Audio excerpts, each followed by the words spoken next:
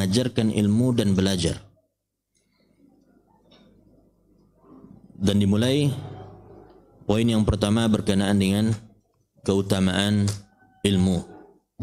Disebutkan dari Al-Quranul Karim dan dari hadis Nabi sallallahu alaihi wasallam serta perkataan para ulama.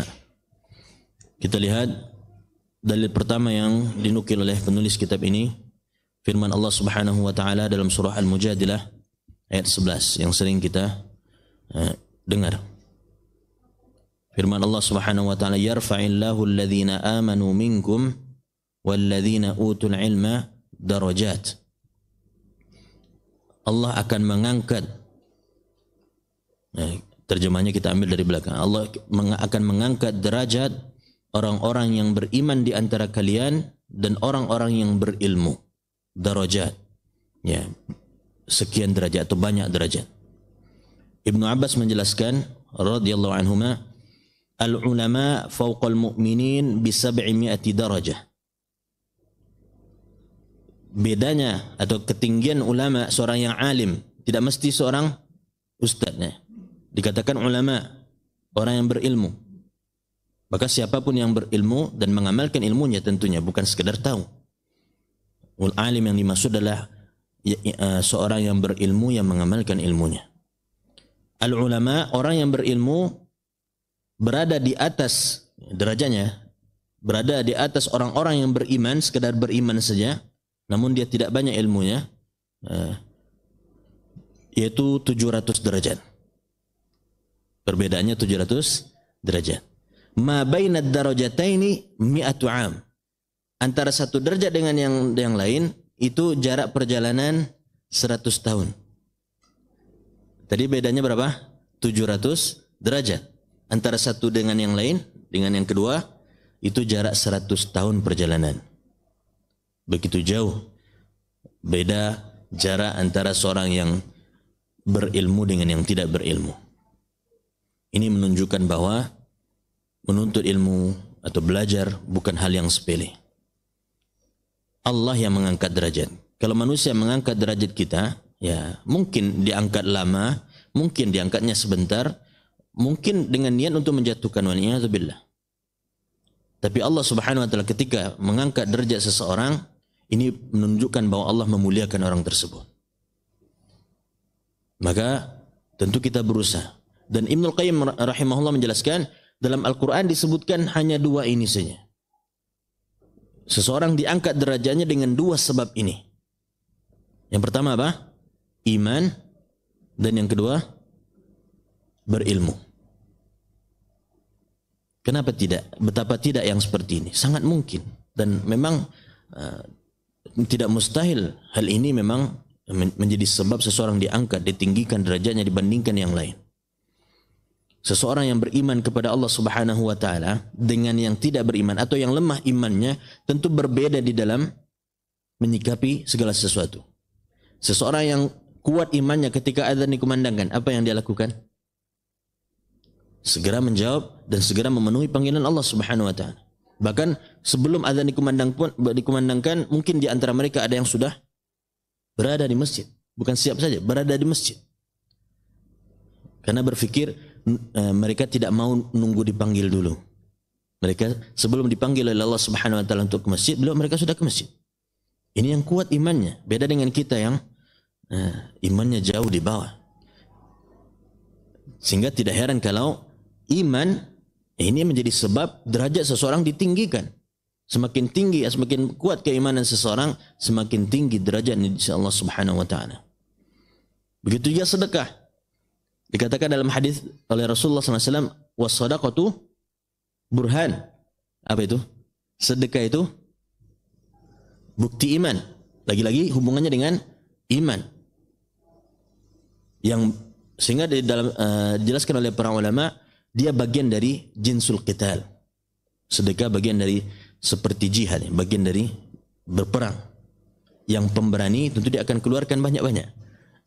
Yang tidak pemberani atau yang takut, tentu dia akan keluarkan sedikit saja.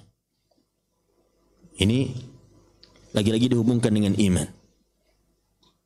Bahkan, ya, kalau dihitung-hitung, mungkin semuanya, semua rukun iman yang disebutkan atau yang kita tahu terkandung di sana.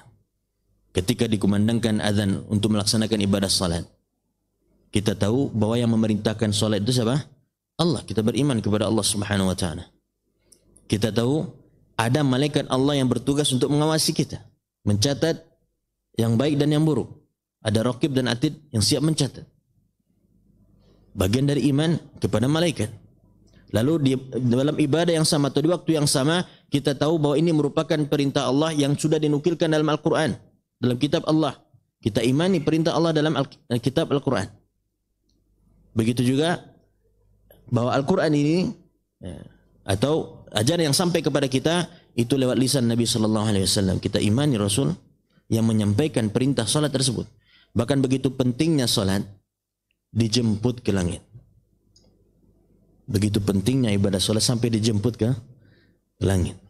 Di samping memang bagian dari hiburan untuk Rasulullah SAW yang belum beberapa waktu sebelumnya wafat istri beliau dan juga wafat paman beliau. Namun dalam hal ini kita lihat betapa pentingnya salat, begitu mulianya salat sampai Allah perintahkan Nabi Muhammad SAW untuk menjemputnya sampai ke langit.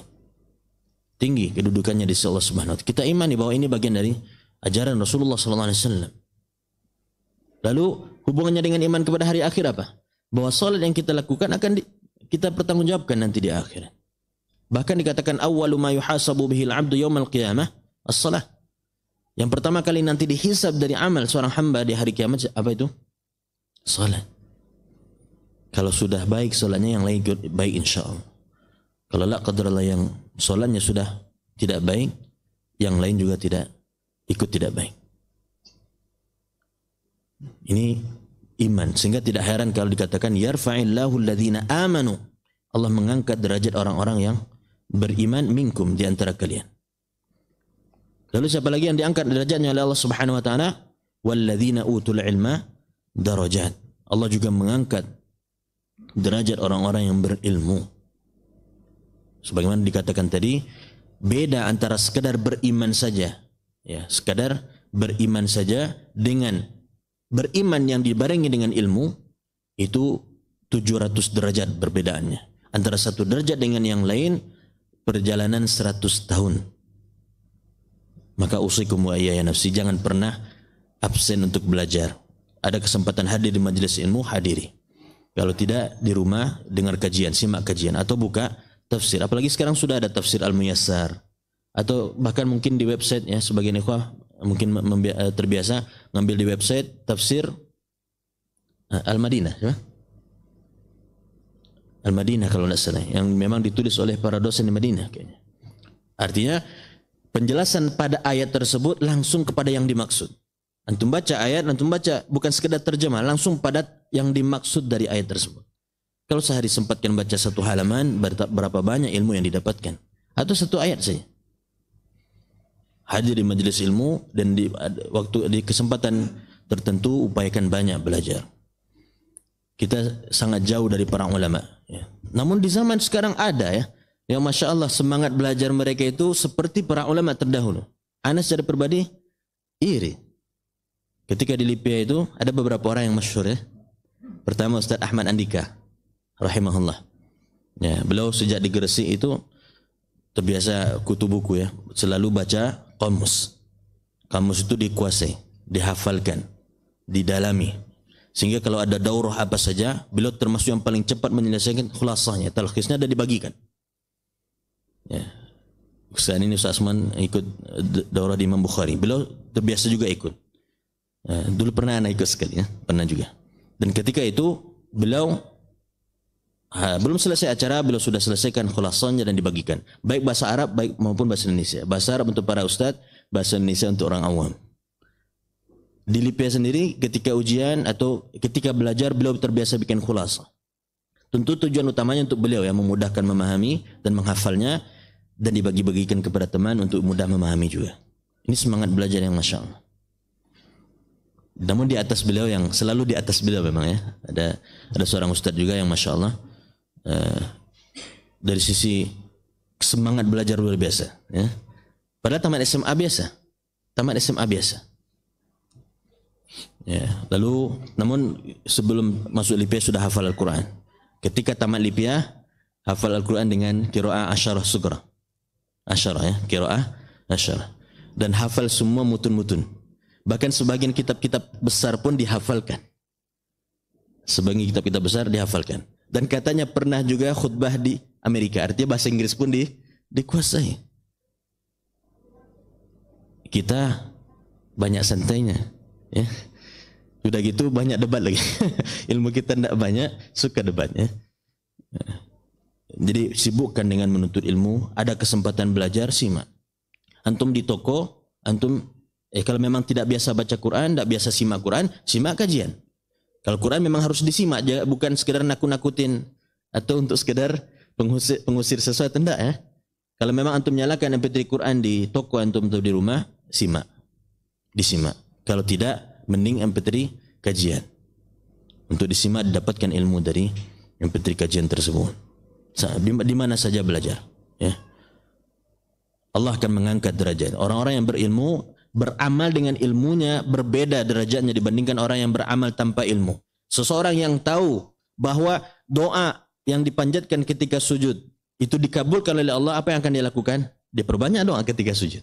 Yang tidak tahu, tidak berdoa ketika sujud. Orang yang tahu keutamaan bacaan salat misalnya, atau doa-doa tertentu, keutamaan zikir pagi, zikir sore, dia akan lakukan, dia tidak akan tinggalkan. Yang tidak tahu, tidak akan melakukannya. Yang tahu pentingnya mentadaburi Al-Quran misalnya, atau hal yang lain, dia akan lakukan. Yang tidak tahu, dia tinggalkan. Maka usikum wa iyaya nafsi, kita berusaha untuk menuntut ilmu dan ikhlaskan karena Allah, bukan untuk mendebat orang lain, bukan untuk menyalah-nyalahkan orang lain, tapi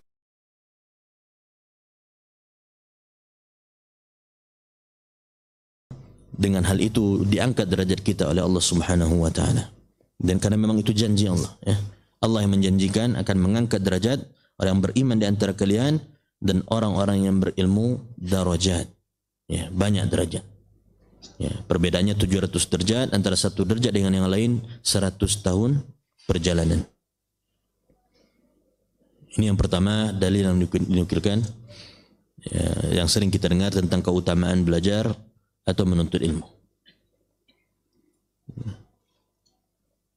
Lalu yang kedua, dinukilkan firman Allah Subhanahu wa taala dalam surah Ali Imran ayat 18, syahidallahu annahu la ilaha illahu wal malaikatu wa ulul ilm. Di sini dinukil sependek saja, qa'iman bil qist. Di sini dikatakan oleh para ulama ayat yang berisi akbarus syahadah, persaksian yang paling besar. Kenapa dikatakan persaksian paling besar? Karena yang pertama kali bersaksi Allah sendiri. Kalau kita bersaksi, semua kita bersaksi, padahal cukup saksi berapa orang? Untuk satu perkara, 2 saja. Semua kita bersaksi di sini tetap jauh di bawah persaksian Allah Subhanahu wa taala. Tidak ada apa-apanya, bahkan semua manusia, bahkan dengan makhluk yang lain pun. Allah yang pertama bersaksi. Lalu sesudah itu diikuti oleh para malaikat dan orang-orang berilmu. Allah meletakkan orang-orang berilmu persaksiannya itu di bawah persaksian Allah dan malaikat. Ini menunjukkan orang-orang berilmu itu mulia di sisi Allah Subhanahu wa taala. Apa persaksiannya? Annahu la ilaha illahu, bahwa tidak ada ilah yang berhak diibadahi kecuali Dia, Allah saja. Asyahid atau poin yang dibahas dalam ayat ini tentang kedudukan orang-orang yang berilmu, ya. Mereka kedudukannya tinggi di sisi Allah Subhanahu wa taala, diletakkan sesudah ketinggian kedudukan malaikat-malaikat Allah. Orang-orang yang berilmu, tapi kalau sekiranya tidak berilmu tentu tidak demikian. Ini yang kedua, ya, tentang keutamaan orang yang berilmu. Allah letakkan persaksian mereka di bawah persaksian Allah dan malaikat-malaikatnya. Lalu sesudah itu orang-orang berilmu. Lalu sesudah itu dinukilkan dalil yang ketiga dalam surah Az-Zumar ayat 9, Qul hal yastawil ladzina ya'lamuna wal ladzina la ya'lamun. Katakan wahai Muhammad, tanyakan kepada mereka. Tapi istifham di sini, pertanyaan di sini adalah untuk mengingkari, bukan untuk dimintai jawaban, ya. Bukan untuk dijawab, enggak. Katakan wahai Muhammad, hal yastawil ladzina ya'lamun wal ladzina la ya'lamun? Tahu enggak, sama enggak, gitu ya. Katakan wahai Muhammad kepada mereka, apakah sama kedudukan orang-orang yang tahu, yang berilmu dengan orang-orang yang tidak berilmu?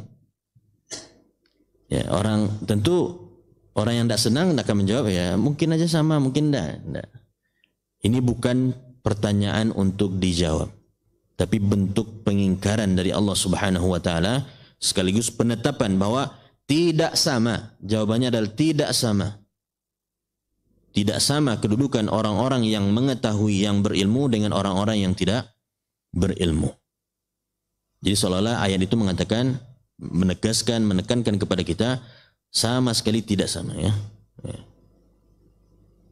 Tidak sama antara orang yang berilmu dengan orang yang tidak berilmu. Yang mengatakan tidak sama siapa? Allah. Sudah cukup ini. Kalau Allah berikan kepada kita sedikit ilmu, lalu ada orang yang tidak berilmu berdebat dengan kita, cukup katakan kita tidak sama.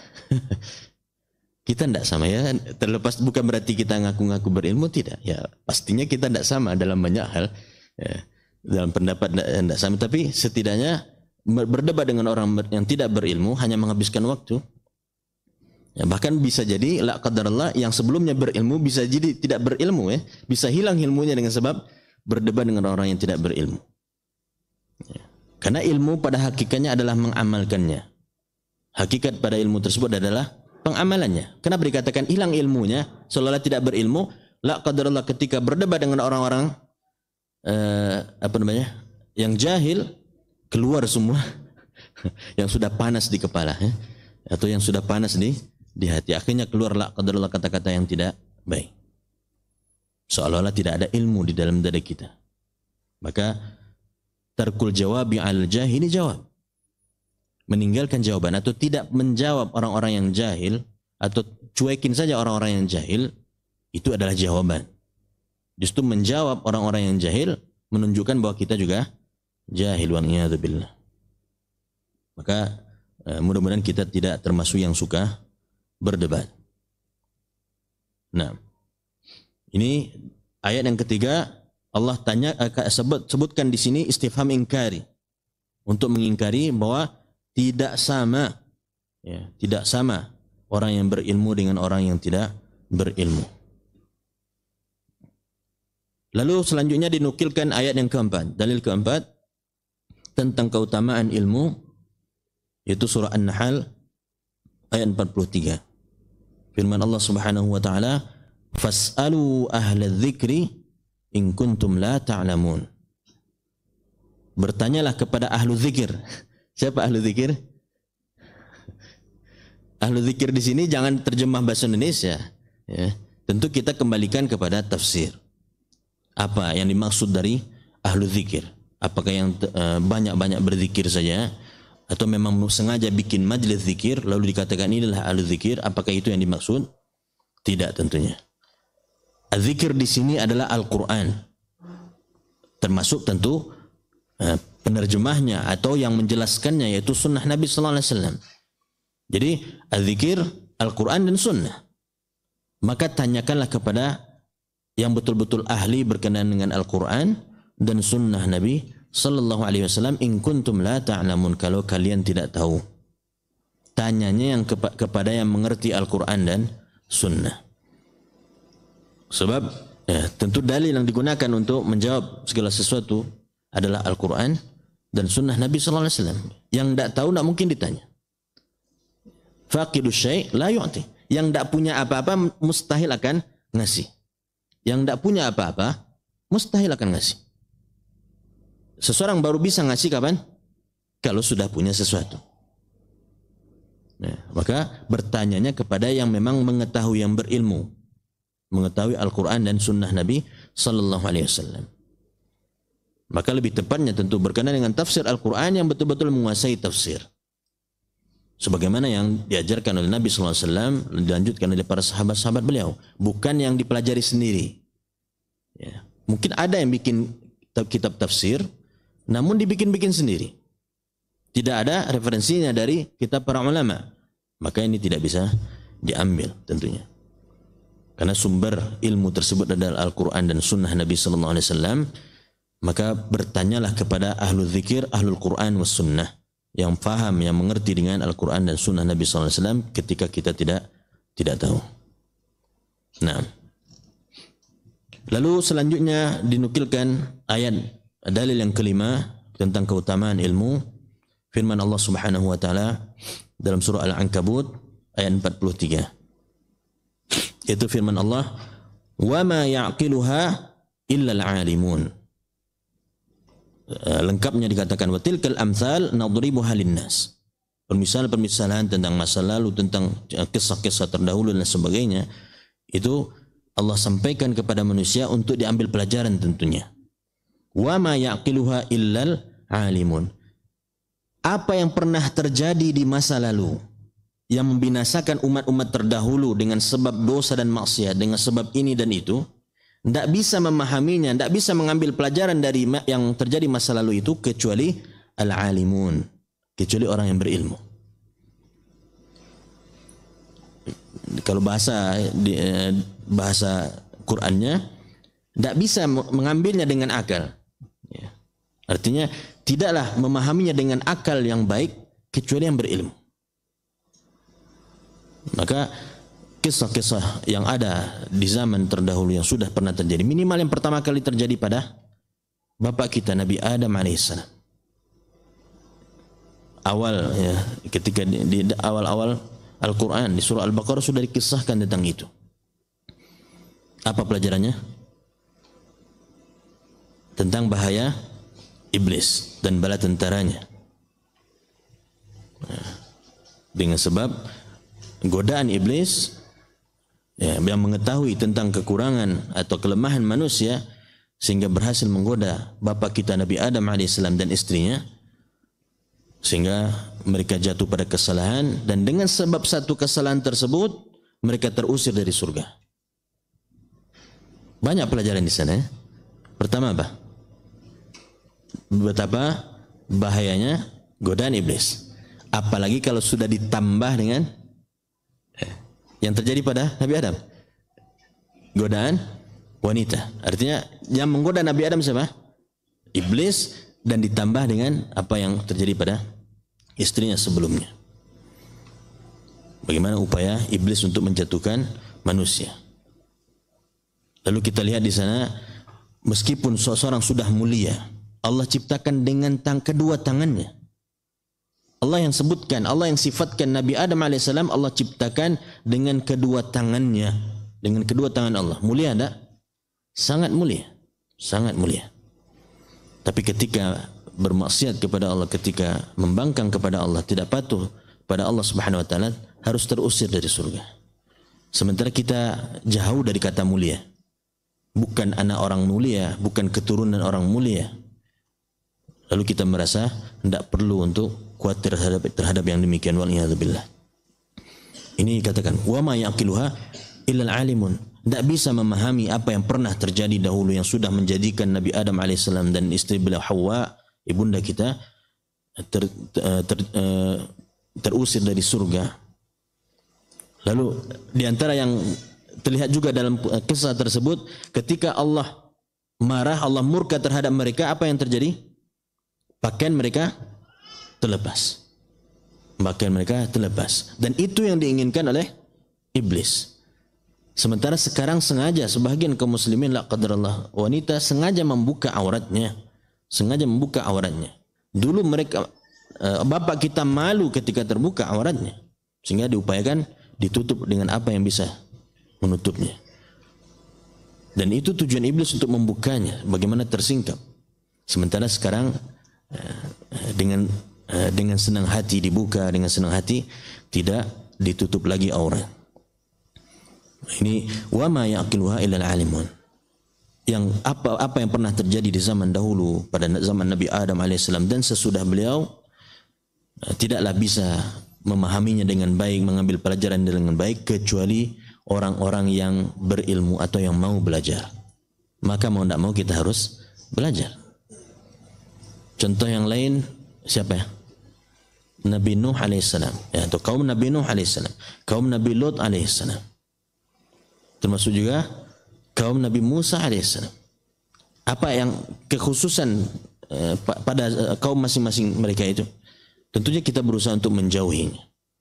Karena yang sudah terjadi pada kaum-kaum tersebut merupakan hal yang tidak diridhai oleh Allah Subhanahu wa taala, maka kita berusaha menjauhi hal tersebut. Jangan sampai terjadi juga pada kita, ya, umat saat ini. Ini dalil yang kelima yang dinukilkan, ya, karena orang yang berilmu itu ahlul akal, yaitu orang yang menggunakan akalnya dengan sebaik-baiknya. Lalu dinukilkan dalil yang keenam, firman Allah Subhanahu wa taala dalam surah Al-Ankabut ayat 49. Bal huwa ayatun bayyinatun fi suduril ladzina utul ilm. Nah, ad-dhamir pada huwa di sini maksudnya adalah Al-Qur'anul Karim. Sebagian menyebutkan ada hubungannya dengan Nabi sallallahu alaihi wasallam. Namun dari sisi dhamirnya huwa di sini yang dimaksud apa? Al-Qur'an Al-Karim. Al-Qur'an ini ayatun bayyinatun, betul-betul ayat-ayat yang jelas fi suduril ladzina utul ilm. Tapi jelasnya bagi siapa? Bagi orang-orang yang berilmu. Jelasnya itu Al-Quran itu bermanfaat dan betul-betul menjadi penjelas, betul-betul bermanfaat bagi orang-orang yang menggunakan yang berilmu, ya, yang berilmu.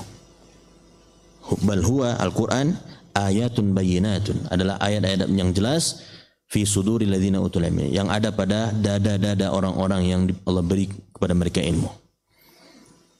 Maka kita tentu berusaha untuk mempelajari Al-Quran Al-Karim, karena tidaklah Al-Quran kecuali datangkan membawa manfaat.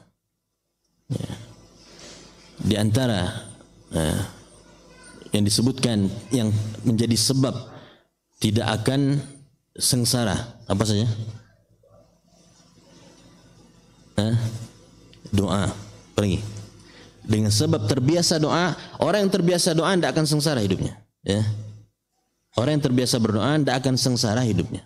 Sengsara, ya, adapun sulit, ujian pasti ada, pasti, mustahil tidak ada. Selagi di dunia pasti ada ujian. Tapi sengsara tidak. Orang yang terbiasa berdoa minta kepada Allah Subhanahu wa taala tidak akan pernah sengsara hidupnya. Justru yang tidak mau berdoa lah yang akan sengsara. Lalu apa lagi? Yang berbakti. Seorang yang baik baktinya kepada orang tua tidak akan sengsara hidupnya. Ya, ujian, kesulitan pasti ada, tapi sengsara tidak.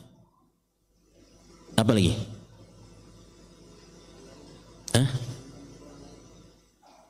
Dalilnya apa?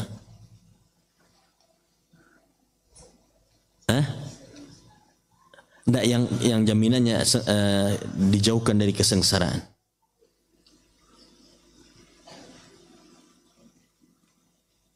Nah,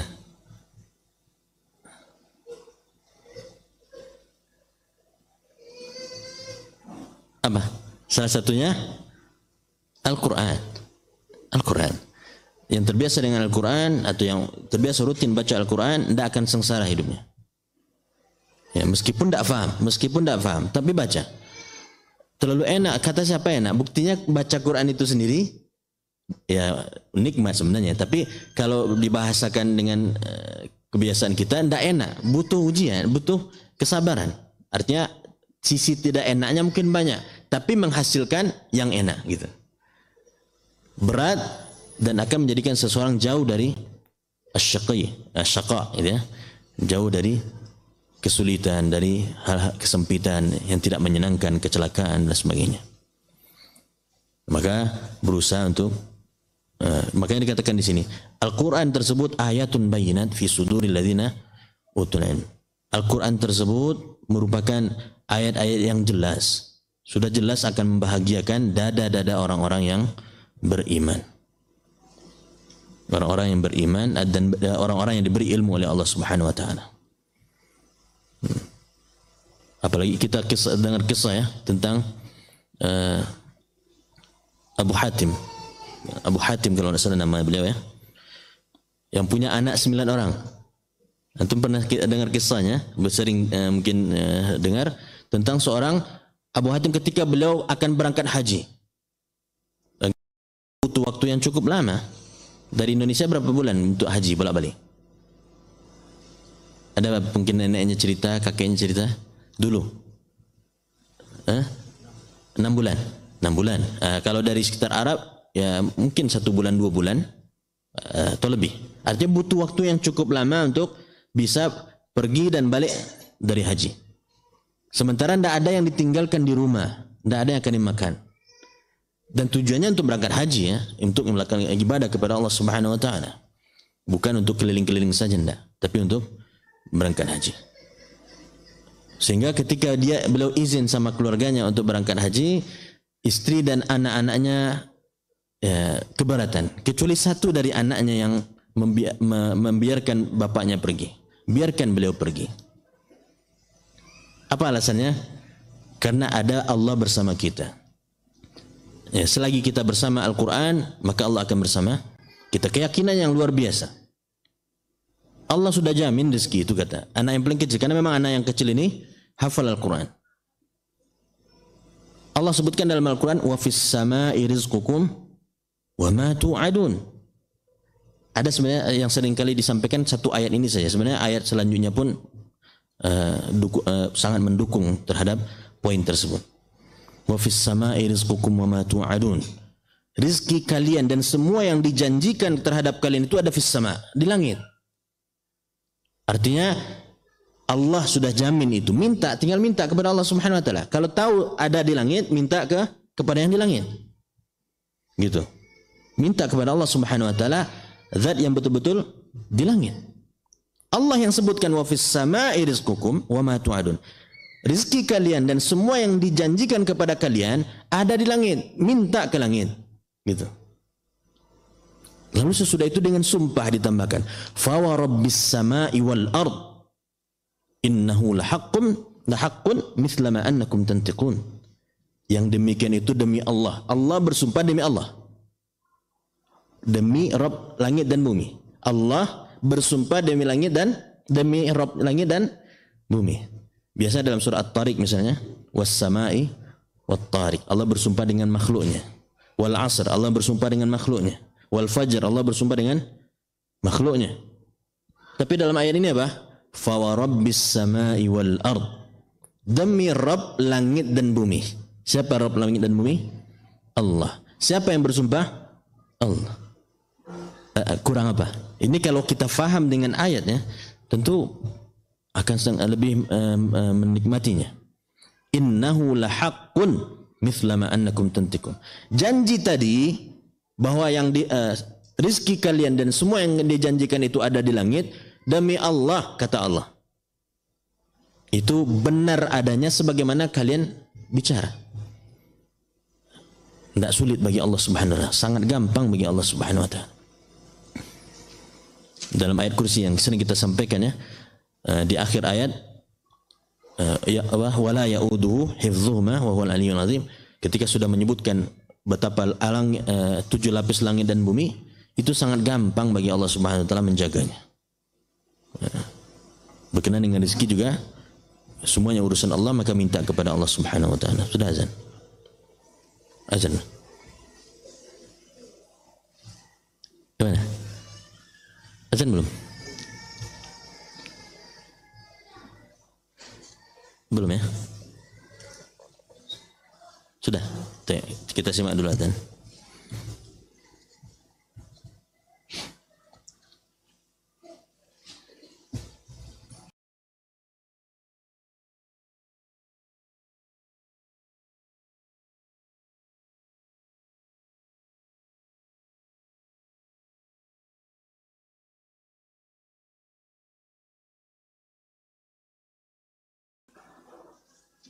الله أكبر الله أكبر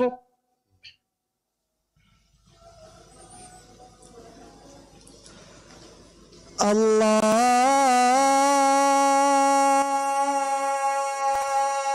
أكبر الله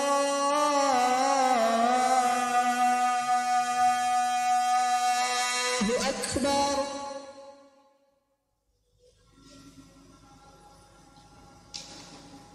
أشهد أن لا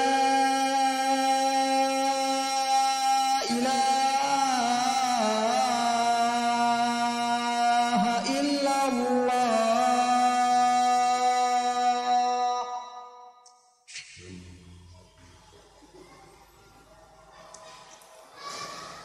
أشهد أن لا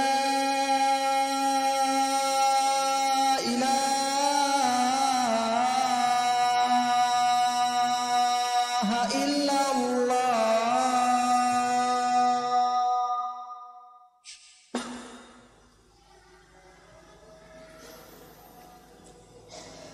أشهد أن محمدا رسول الله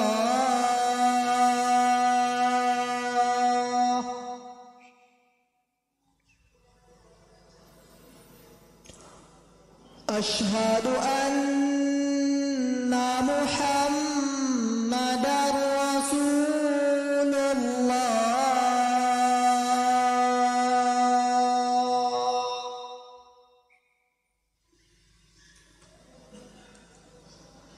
حي على الصلاة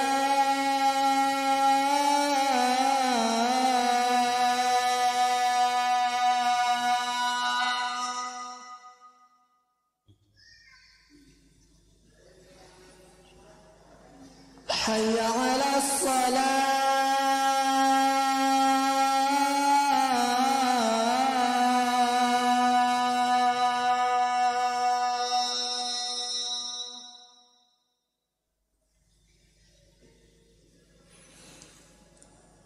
حي على الفلاح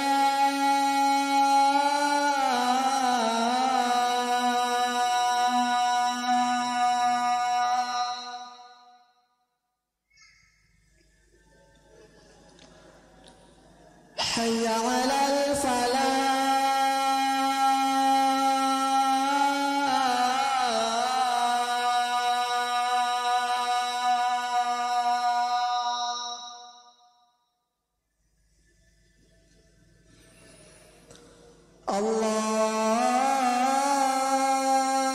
الله أكبر الله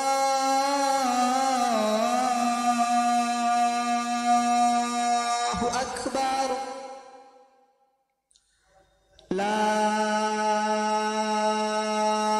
إله إلا الله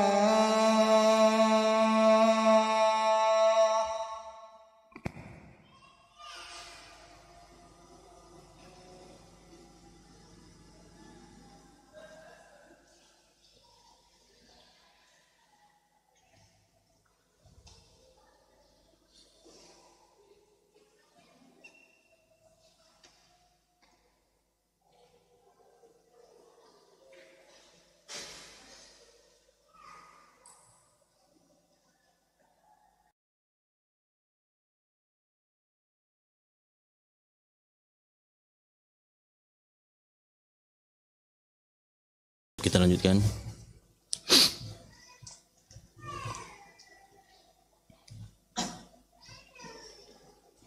Dalil yang selanjutnya tadi yang ke-6 ya. Berapa? Yang tadi ke-7. Tadi 6 ya. Selanjutnya dalil yang ke-7, musannif rahimahullah mengatakan, menuliskan firman Allah Subhanahu wa taala dalam surah Fatir ayat 28, innama yakhshallaha min ibadihi al-ulama. Hanya sesungguhnya yang betul-betul khasyah, takut kepada Allah Subhanahu wa taala itu dari hamba-hambanya adalah orang-orang yang berilmu. kita sudah sering sampaikan apa bedanya antara al-khauf dengan khasyah. Kalau khasyah itu apa?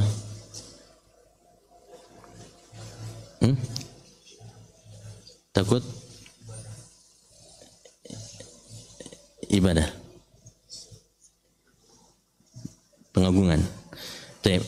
Al-khasyah itu takut yang boleh dikatakan disertai dengan pengagungan, namun yang didasari dengan ilmu. Ya, takutnya itu didasari dengan ilmu. Kenapa takut melakukan ini? Karena Allah larang. Kenapa takut meninggalkan ini? Karena Allah perintahkan. Kenapa ini? Artinya takutnya itu didasari ilmu. Innama yakhshallaha min ibadihi al-ulama. Yang betul-betul khasyah, memiliki khasyah kepada Allah Subhanahu wa taala itu adalah orang-orang yang berilmu. Sebab dengan dia berilmu, dia mengetahui, dia akan laksanakan yang Allah perintahkan karena takut nanti Allah murka dengan sebab tidak melakukan perintah tersebut, dan dia akan tinggalkan yang Allah larang karena dia takut ya, Allah akan murka dengan sebab dia melakukan yang Allah larang. Ini khasyah, dan itu didapatkan oleh orang-orang yang berilmu. Ahlul ilm dikatakan ahlu khasyatillah. Ya. Kenapa?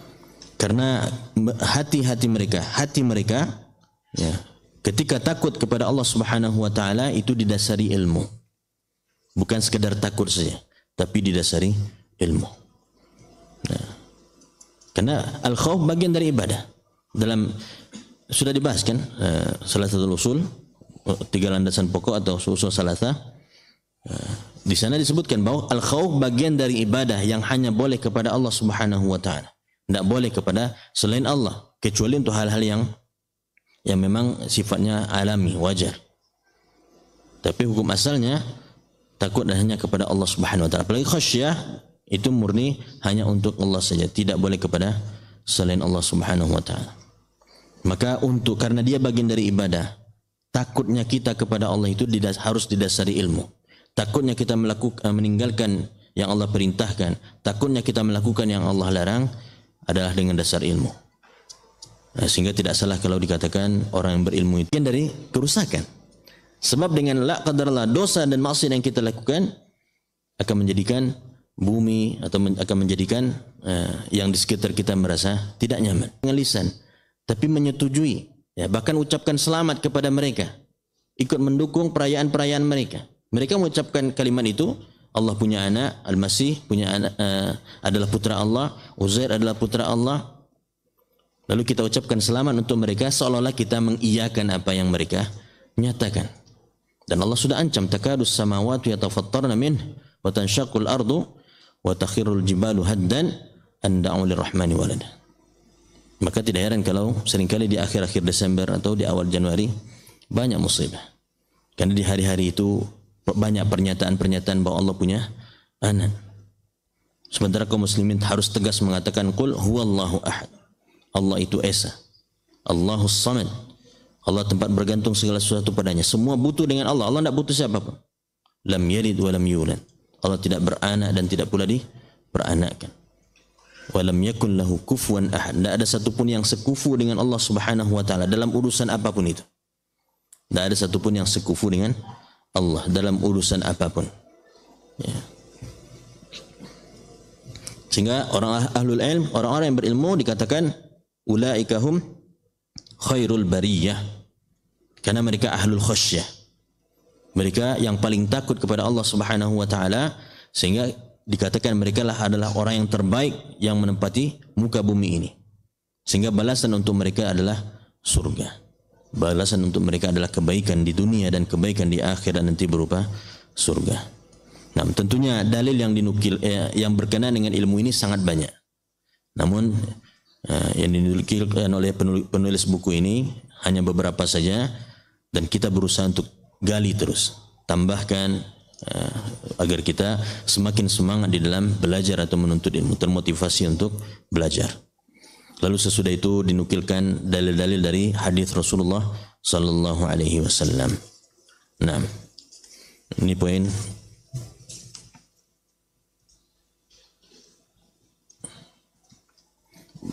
Biasanya sampai jam berapa ini? Isya sudah telat soalnya. Sampai jam berapa biasanya? Yang terakhir. kajian? Nah, soalnya kalau kita tambahkan dalil dari hadis cukup banyak, atau kita mulai sedikit saja. Kita ambil sedikit dari sampai jam 8 ya, 5 menit lagi. Dalil dari hadis-hadis Rasulullah SAW tentang keutamaan ilmu. Masih berkenaan dengan fadilah ilmu. Tadi dari ayat-ayat Al-Quran, sekarang dalil dari hadis Nabi SAW. Yang pertama, man yuridillahu bihi khairan yufaqihu fid din. Orang yang Allah inginkan kebaikan untuknya, Allah yang menginginkan kebaikan untuknya, harus diyakini itu ya. Kita pasti menginginkan kebaikan, tapi Allah lebih ingin lagi sebenarnya. Kita menginginkan banyak kebaikan, tapi ternyata Allah lebih menginginkan kebaikan untuk kita. Kita sayang terhadap diri kita, Allah lebih sayang terhadap kita dibandingkan diri kita sendiri. Dan berlaku ini orang yang Allah inginkan kebaikan untuknya. Maka kita perlu introspeksi diri kita. Sudah berapa lama kita belajar? Pada poin akidah sudah khatam, sudah tamat Kitabut Tauhid. Apa itu Kitabut Tauhid? Pertama kali dimulai Kitabut Tauhid. Apa artinya? Ustaz Andi. Kitabut Tauhid.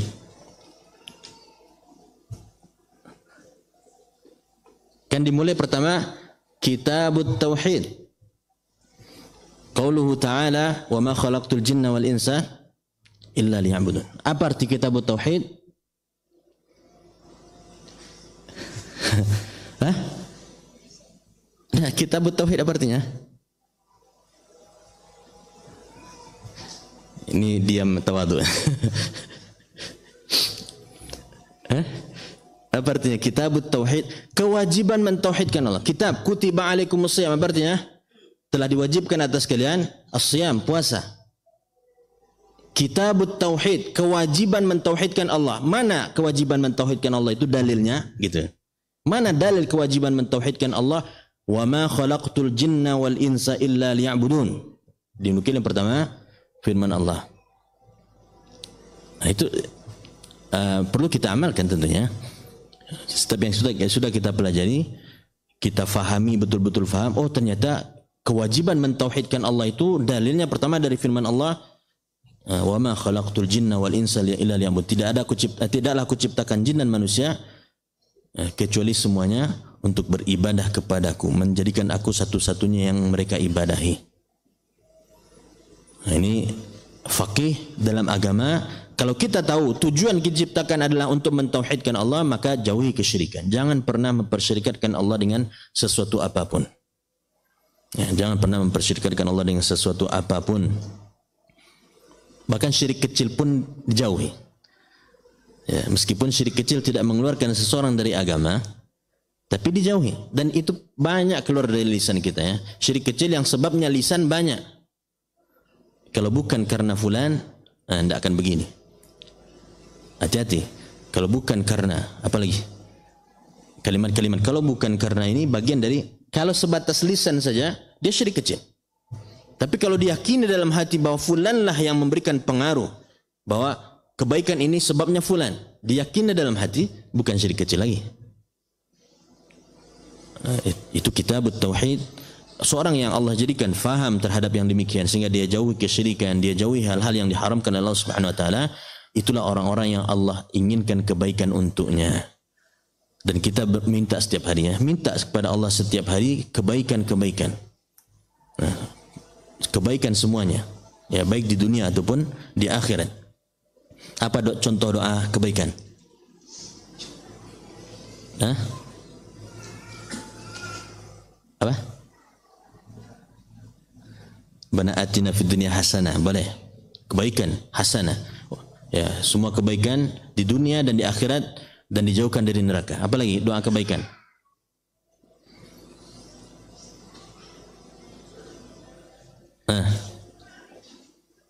Minta kebaikan. Yang sengaja isinya adalah minta kebaikan. Rabbi zidni ilman. Ya Allah, tambahkan untukku ilmu. Ilmu suatu kebaikan. Ya, apalagi? Bisa dikatakan satu-satunya yang memang bahasanya diminta tambahkan adalah ilmu. Ya, yang berdoa minta tambahkan adalah ilmu. Apa lagi? Nah, Allahumma inni as'aluka fi'alal khairat. Ya Allah, aku memohon kepadamu agar aku bisa melakukan semua bentuk kebaikan. Dan di sana juga nanti ada watarkal munkarat, begitu juga meninggalkan semua bentuk kemungkaran. Nah, apapun bentuknya, yang jelas setiap hari minta sama Allah. Ya, Allah ketika menginginkan seseorang kebaikan, Allah jadikan dia faham terhadap agama. Maka minta kebaikan-kebaikan kepada Allah dan minta juga agar kita termasuk yang faham terhadap agama. Di antara upayanya adalah ikhlas dalam menuntut ilmu. Ya, amalkan ilmu yang kita pelajari. Itu yang pertama yang sering disampaikan tentang keutamaan menuntut ilmu. Allah jadikan seseorang yang diinginkan kebaikan untuknya faham terhadap agama. Lalu hadis Nabi sallallahu alaihi wasallam, al-ulama'u warathatul anbiya. Ulama itu adalah pewaris para nabi. Ulama adalah pewaris para nabi. Ahli warisnya nabi gitu ya, para nabi. Ini menunjukkan mulia. Menunjukkan kemuliaan. Kalau dikatakan itu saja, disebut saja, belum dikatakan soal ilmunya, tentang keutamaan yang didapatkan dari ilmunya tadi, dari ayat Al-Quran yang kita sebutkan dan hadis yang lain. Kalau disebutkan saja, orang yang berilmu adalah pewaris para nabi. Di fulan adalah ahli waris nabi loh. Itu saja disebut, merupakan kemuliaan yang luar biasa dimiliki oleh seseorang. Dan kita tentunya berharap memiliki kemuliaan yang seperti ini. Nah, tinggi kedudukannya di sisi Allah Subhanahu wa taala. Tentunya para nabi tidak mewariskan dinar ataupun dirham. Yang mereka wariskan adalah ilmu. Yang mereka wariskan adalah ilmu. Maka ketika suatu kali masjid mulai sepi, ya, yang hadir kajian mulai sepi, maka diteriakkan kepada yang hadir, kepada tabi'in ketika itu, di masjid sedang dibagi-bagikan warisan Nabi. Banyak yang datang ke masjid karena bahasanya dibagikan warisan Nabi. Berbondong-bondong datang ke masjid. Ternyata tidak ada apa-apa kecuali orang sedang belajar. Diprotes, mana warisannya? Mana warisannya? Ilmu adalah warisan Nabi. Nah, baru ketika dikatakan warisan Nabi sedang dibagikan di masjid, berbondong-bondong datang ke masjid. Kira-kira kalau di speaker masjid ini disebutkan seperti itu gimana? Kalau terdengar ya, terdengar cukup jauh, nah, mungkin ramai, mungkin tidak muat masjid. Nah, padahal kita sering mendengarnya, hanya saja ketika kita langsung terjemahkan atau kita tahu bahwa yang dimaksud adalah ilmu, seolah-olah dia tidak berharga. Padahal warisan Nabi, ya, bukan warisan orang biasa, tidak. Warisan para Nabi bahkan, yaitu ilmu. Maka kita berusaha untuk termasuk yang mengambil warisan tersebut. Dan tentunya sesudah mengambil warisan tersebut, wariskan juga kepada yang lain. Cukup ini menjadi motivasi kita untuk kita mengambil warisan yang ditinggalkan Nabi SAW, lalu sebagai bentuk menginginkan kebaikan untuk orang lain, kita bagi-bagi juga warisan tersebut kepada orang lain. Nah, ini lalu satu hadis lagi dari Rasulullah SAW. Setelah ini hadisnya panjang, mungkin pada kesempatan yang lain. Fadlul alim 'alal 'abid ka fadli 'ala adnakum. Kata Nabi sallallahu alaihi wasallam, keutamaan seorang yang berilmu dibandingkan seorang yang sekedar ahli ibadah. Banyak ibadahnya tapi tidak didasari ilmu. Dia mungkin kesehariannya banyak di masjid saja. Kesehariannya diisi dengan ibadah saja. Tapi tidak didasari ilmu. Keutamaan orang yang alim dibandingkan orang yang sekadar ahli ibadah itu saja, kata Nabi SAW, seperti keutamaanku, seperti aku, kata Nabi SAW, dibandingkan orang yang paling rendah di antara kalian, yang paling bawah di antara kaliannya kedudukan di sisi Allah Subhanahu Wa Taala. Tentunya sahabat ketika itu yang dimaksud. Kita tentu tidak bisa menilai, mengatakan sahabat inilah yang paling rendah kedudukannya, tidak. Tapi bahasa Nabi seperti itu Sallallahu Alaihi Wasallam. Perbedaan yang berilmu dengan sekedar yang ahli ibadah saja, perbandingannya seperti Nabi SAW dengan sahabat yang paling rendah kedudukannya di sisi Allah. Tentunya jauh berbeda. Jauh berbeda kedudukan antara orang yang berilmu dengan orang yang sekadar ahli ibadah saja. Karena orang yang berilmu beribadahnya dengan kualitas yang masya Allah, ya.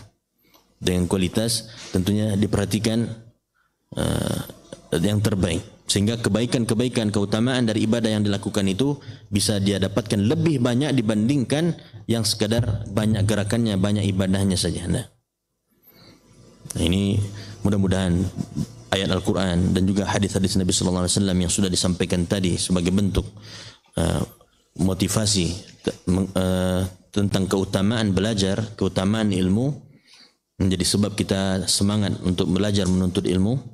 Ya, sisihkan waktu kita untuk belajar setiap hari, usahakan. Ya, sisihkan setiap hari untuk belajar.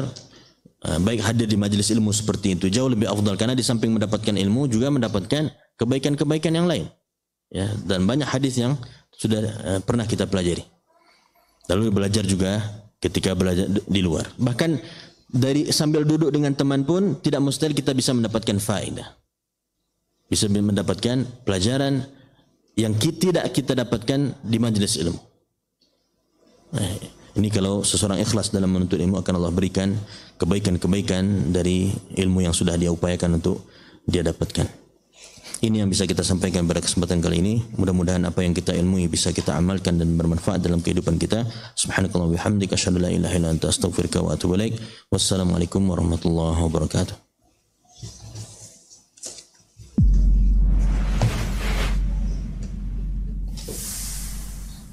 Bismillahirrahmanirrahim.